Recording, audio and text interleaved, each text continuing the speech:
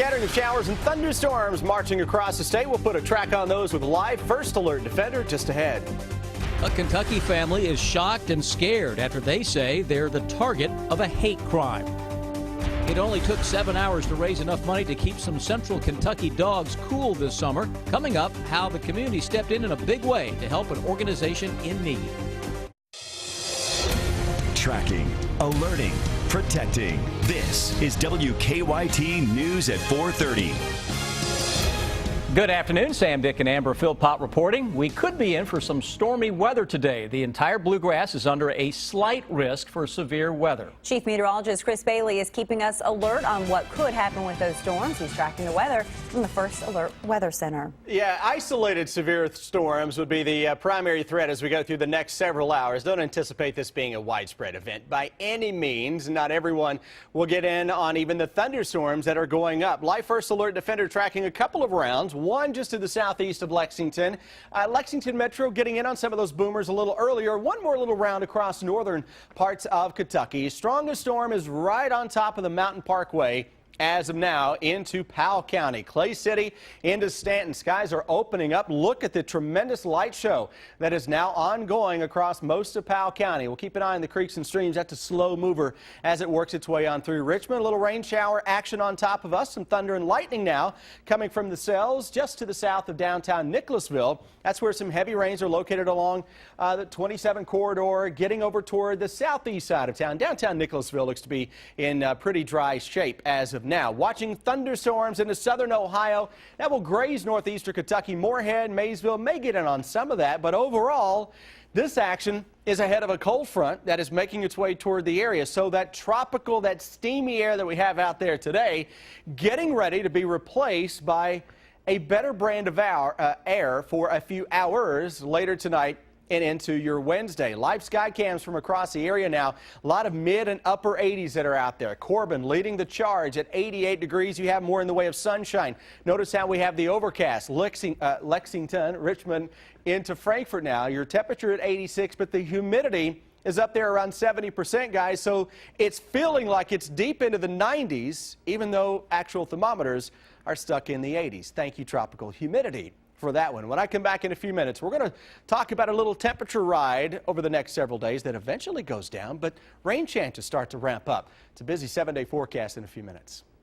Chris, thank you. A Casey County man says someone is vandalizing his property and leaving racially offensive notes on his home. The sheriff's office says they're investigating the acts on Lewis Avenue near Liberty. Our Phil Pendleton tells us what the homeowner says is happening. It's our top story at 4:30. This incident happened a few miles from here in downtown Liberty. Tyrone Guest says he came home on Father's Day weekend to find some racially slurred messages taped to his front door. And then he says last night when he came home, more problems, this time on his car. Guest says the latest discovery came Monday night as police were investigating a report of people driving four-wheelers through his yard. He says someone used a sharp object, possibly a key, to write KK coming. On Sunday, he says he came home to find two notes taped to his front door. One had KKK on it with some stick figures with hangman nooses, and another with profane messages below it. Guest does not think there's a problem with racism in his community, but he does feel like someone who lives close to him is targeting him and his family with a message of hate. My wife was hysterical. She was crying. She made the comment, what if I'm in my trailer and my house burns down? The Casey County Sheriff's Office says they are in fact investigating this. They say that it's difficult to prove who's doing it. In Casey County, Phil Pendleton, WKYT. Guest says he's lived in Casey County for about a year and Danville before that, but says he's never experienced anything like this. A person has been arrested in the shooting death of a Kentucky State University student in Georgia. 19-year-old Wally Clanton was killed in the shooting 2 weeks ago. 4 other people were also shot. The CBS station out of Atlanta is reporting that 18-year-old Terrence Montgomery Jr. of Atlanta has been arrested and charged with murder and assault. Clanton would have been a sophomore at KSU this year. He was a walk-on the football team. Lexington police say they are not getting much help from two people who were shot this morning. A man and woman were shot at a home on Bishop Drive off North Broadway. Police did not know about the shooting until the victim showed up at the hospital, but both were shot in the arm. Police say the victims are not cooperating with investigators. We're tracking a crime alert in Lexington where a man says he was jumped and robbed. Police say the man was walking into his apartment on Cambridge Drive when three men pulled a gun on him. The victim says the men stole his wallet, keys, and cell phone. All right, Chris, you have an update for us on the weather? Yeah, that one strong thunderstorm we were looking at across the Stanton and Clay City area, now with a severe thunderstorm warning with that. That is for Powell County, a small part of Estill County, small part of Menifee County. That may have some damaging winds and large hail right on top of the Mountain Parkway corridor. That severe thunderstorm warning goes until 5:15. Really, guys, that's the only game in town in terms of severe weather as of now. Chris, thank you. Now to an update on a story that we told you about yesterday. Relief is on the way for dogs at the Lexington Humane Society. This happened really fast. It only took 7 hours for the organization to raise enough money to replace the broken AC unit in the dog room at their facility. Sean Moody has more on who stepped in to help. The Lexington Humane Society posted this fundraiser to Facebook at 11 o'clock yesterday morning. They needed $35,000 for a new industrial AC unit. Now, less than a day and a half later, they have blown right through that goal, and people are still donating. They say their AC unit had been going downhill for a while when it finally stopped working. They've got about 400 animals inside, and they weren't sure how long they'd be without air conditioning. Fate Heating and Air gave them a donation of $10,000, and Big Ass Fans loaned them some cooling fans, but they still had a big hill to climb. Since then, more than 600 people donated to bring in more than $38,000. Staff said they were blown away by all the support. I am so honored to be living in Lexington right now. It was incredible. We would keep checking and just be floored with more and more donations, people offering to donate their own personal AC unit. Now they'll keep using those cooling fans until they can get that new unit installed. They hope to have that done sometime this week. In Lexington, Sean Moody, WKYT. And the Humane Society says the extra money will go into a fund to take care of any issues they run into in the future. Well, the drought in California has some winemakers resorting to an old farming technique. It's called dry farming and allows grapes to grow without any water. Chris Martinez visited a vineyard where the manager says this old technique is delivering a lot of new flavor. These grapevines are thriving in the hot California sun without getting water. And you can see, these are big, substantial trunks at this point. At Tablas Creek Vineyard in Paso Robles, manager Jason Haas says he's now dry farming at least a third of the vineyard's grapes. Dry farming is just a common way of saying farming without irrigation. American winemakers began irrigating in the 70s to increase productivity and help create super ripe flavors that many critics and consumers crave. But with a long drought making water scarce in the region, Tablas Creek is weathering the conditions using a technique that's proven successful elsewhere. In most of the top wine regions in Europe, you're required to dry farm. The grapevines rely solely on moisture in the ground from very limited rain. And it's enough. It's enough. The vine roots dig deep in search of water. It's good. Winemaker Neil Collins says dry farming is improving his product. There's more intricacies, it's more complex, I think, and it's just a more intriguing flavor. Tablas Creek says the vines that are being starved are thriving through the drought, doing better than the ones that are getting water. Chris Martinez, CBS News, Paso Robles, California.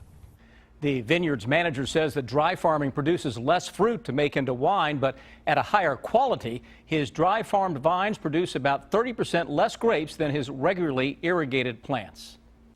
The tents are going up at the home of Henry Clay, of course, the Ashland Estates, in preparation for their lawn party this weekend. And our Deanne Stevens is out and about at Ashland with all the details for us. Hi, Deanne. Hey, good afternoon, guys, from Ashland, where there is a big old party happening here this weekend. It's a sellout every year. As a matter of fact, just found out it just sold out today. The good news is there is a waiting list for you to get on. So party's not until Saturday. We're hoping some people might end up going to the lake instead, right? Jim Clark is with us with Ashland. You guys have a great celebration of a beautiful place. It's a great event happening this weekend. Tell folks all about the lawn party. Well, it happens every summer. We have about 400 of our closest and dearest friends who come. I think it's just known as this really wonderful casual event that celebrates a very important cultural asset here in Lexington. Yeah, it celebrates the city of Lexington, too. And you guys have a silent auction, a live auction, and we have to show folks some of these.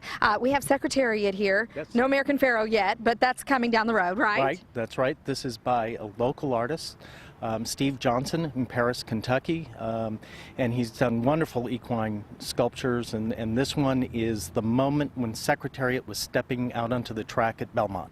Beautiful. And then a mint julep cup, and you said this one's special. Yeah, Bill Farmer, Farmer's Jewelry, is engraving 25 of these cups with H. Clay, with the signature that Henry used all the time. So that's starting a new trend for us. And then we got some Woodford Reserve, and I happen to love this beautiful artist here. That's Mary Waltham, a Lexington artist, and at auction, the lucky bidder will receive not only this painting, but also she will paint their house. Love that. Okay, it's all happening on Saturday. Carol Russell, how can folks get on the waiting list? They can go to henryclay.org and go to that website and go to the phone number and put their name on the list. 266-8581, I think is the number. And tents are going up. There's going to be all kinds of entertainment this weekend and food and fun, right? Things kicking off when? Great food. Dupree Catering is going to be catering the event. And we have, great drinks, bourbon, wine, and everything. We'll have wine in the Ashland Garden, which will be lovely. It's always lovely this time of year. So it's just a fun summer party. Sounds like all the necessities perfect for a lawn party. Happening Saturday here at Ashland, the Henry Clay Estate. I'm Deanne Stevens, out and about. Back to you guys. It's always so quiet up there, even though it's right there in the heart of Lexington. It's great the way it's been protected and kept the way it was a long time ago. Go out and enjoy it if you can. Well, music artist P. Diddy was taken away in handcuffs in Los Angeles, and the next amazing race gets underway in Venice, California. Suzanne Marquez has your eye on entertainment. Sean P. Diddy Combs is facing a charge of suspicion of assault with a deadly weapon after his arrest Monday at UCLA's athletic training complex. UCLA police say the music mogul was arrested for threatening someone with a kettlebell. Combs' son plays football for UCLA. Campus police are investigating. There's just no stopping Jurassic World at the box office. The dinosaur thriller has earned $1 billion worldwide in just 13 days, the fastest of any film in history. The next amazing race is underway. 11 teams took off on their worldwide adventure for the latest season of the CBS reality game show. The teams finished their first challenge, then came here to get their first plane tickets from host Phil Kogan. I can't tell you exactly where we're going, but I can tell you that the very first place they're going to is Rio. But you'll have to wait for the rest. The 27th season of Amazing Race starts September 25th on CBS. And that's your Eye on Entertainment. Suzanne Marquez, CBS News, Venice. I think this is Chris's favorite term, air that you can wear, and it certainly felt that way today. Yeah, we're wearing it right now, big guy. Well, we got the AC on here in the studio. That helps some. Yeah, we'll wear it when we get back outside here in just a little bit. We got to check it at the door. But those thunderstorms coming from all that tropical humidity that is in the air. We look at our sky cams from across parts of the region. Going to watch that Richmond sky cam. Notice how dark it's getting there. 86 degrees there, 86 Lexington, Frankfort up to 89, Corbin at 87. But the tropical humidity making it feel a lot warmer. Thunderstorms just to the south of Lexington beginning to kick up a little bit. We've got to watch that storm moving into Richmond. It's starting to crank up just a little bit. Severe thunderstorm warning continues for Estill, Menifee, and Powell counties. That's the only warning that we have now. No reports of severe weather. It's basically a big-time noisemaker. Maybe some minor wind damage coming from that one, but overall it is a lot of noise and a lot of heavy rain, maybe a little hail with that one as well. We'll continue to watch other storms that are popping as we go through the evening. Inner loop of the circle between Harrodsburg Road and Old Frankfort Pike still slow because of a box truck that ran off the roadway near Old Frankfort Pike. They've got it cleared now, but traffic's still recovering. There's also a collision at Clays Mill and New Circle. That is a non-injury, 3 cars involved. And a truck on fire, I-64 eastbound at the 71-mile marker, has 1 lane of eastbound 64 blocked. Now back to you in the studio. Officer Don, thank you. A cat with wings, a fish with human-like teeth, and a brazen beer thief. It's the video that will have you talking. Take a look at this. Let's start with the cat. The cat's out of the bag. An instructor and a passenger were flying in ultralight when suddenly they noticed a cat on the wing of the plane. The two were flying over South America. Look at that. You saw this before. I didn't get to see this. When they did a double take. The cat is the flight school's mascot. Now, fur blowing in the wind, she's earned her wings. The pair's goal was not to freak out the cat. They didn't want, of course, the cat to jump, which is what she did when the pilot reached for her on the ground. It's incredible. The cat looks like it's done it before. Yeah, like, I'm just going to hang on. Yeah. All right, a rare find during a fishing trip at a New Jersey pond. Oh my, a family reeled in this odd-looking fish over the weekend. Just get a load of the chompers on this guy. At first, the family thought it might be a piranha, but after fishing around on the internet, the family learned it's actually a South American fish called a pacu. Pacus are related to piranhas, but they don't have sharp teeth like piranhas. The people who caught the fish say that's how they were able to identify this strange fish. We did pull the bottom lip down to see what it looked like, and they have almost human teeth, and this is exactly what it looked like. Ooh, well, the discovery has many people wondering how a fish from South America wound up in a New Jersey pond. State officials say pet owners may be to blame. They say people probably bought the exotic fish for their aquarium, but then decided to set it free. Environmentalists urge people not to release these fish into the wild, saying they could disrupt the ecosystem. They do look like human teeth. Yeah, in fact, they look like frightening. they've had cavities filled. Yeah. I doubt that happened. All right, moving on. Surveillance video from an Atlanta gas station showing a brazen beer thief trying to take off with a couple of cases of beer. When the store owner confronted him, the guy pulled a knife and then left. Well, here's where it gets weird. After the store owner locked the door, the thief came back, pried the door open, and stole more beer. 2 days later, a news crew showed up to report the story, and guess who returns? The owners try to chase him, but he nearly runs over them trying to get away, and he is still on the loose. He really wanted that beer. Yeah.